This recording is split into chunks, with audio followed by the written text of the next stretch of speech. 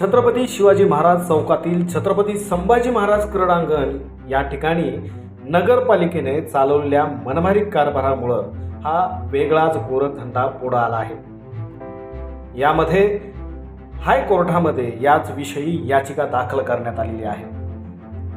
छत्रपती संभाजी महाराज क्रीडांगण हे विद्यार्थ्यांसाठी, वयोवृद्ध व्यक्तींसाठी, त्याचबरोबर या ठिकाणी शिकवलेल्या जाणाऱ्या क्रीडाच्या वेगवेगळ्या प्रकारासाठी हे क्रीडांगण विद्यार्थ्यांसाठी आणि खेळाडूंसाठी आहे। मात्र नगरपालिका या ठिकाणी विविध कार्यक्रम घेतं, त्याचबरोबर राजकीय सभा घेतं।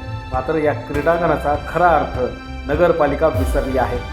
महसूल गोळा करण्यासाठी हे नगरपालिका या ठिकाणी कोणतेही कार्यक्रम घेतं आणि त्यातून महसूल उभा करते। याच्याच विरोधामध्ये बीड जिल्ह्यातील सतीश क्षीरसागर हे उभा राहिले आहे आणि याच विषयी हायकोर्टामध्ये याचिका दाखल केली आहे। लवकरच या याचिकेचा निकाल येणार आहे। यामध्ये कोर्ट काय निकाल देते यापेक्षा आता नगरपालिकेने लवकरात लवकर हे धंदे बंद नाही केले तर मोठं जन आंदोलन उभा करणार असल्याचं सतीश क्षीरसागर यांनी म्हटलं आहे। बऱ्याच दिवसापासून हे नगरपालिका 2-3 वर्षापासून नगरपालिका हे ग्राउंड भाडे तत्वावर देत आहे। खाजगी व्यावसायिक असो, आनंद नगरी, मनोरंजनाचे कार्यक्रम, तर इथं येणारे जे क्रीडा विद्यार्थी आहेत त्यांची खूप मोठ्या प्रमाणात गैरसोय होत आहे। इथं वॉकिंगसाठी लोक येतात, शुगरवाले असो किंवा बीपीवाले असो, यांना वॉकिंगला दुसरं शहरामध्ये ठिकाण नाही आहे। तर त्यासाठी आम्ही हायकोर्टामध्ये याचिका दाखल केलेली आहे।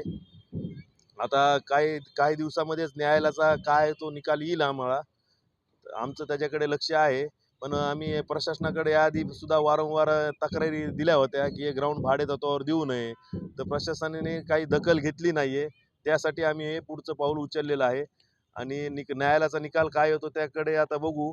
न्यायालयाचा निकाल पुढील इशारा आम्ही इथं ट्रॅफिकला ह्याला त्याला अडचण होत आहेच, पण पुढील इशारा आहे आमचा की आम्ही जनतेतून सगळी जनता जर सोबत असली तर आम्ही आंदोलन छेडण्याचा प्रयत्न करणार आहोत।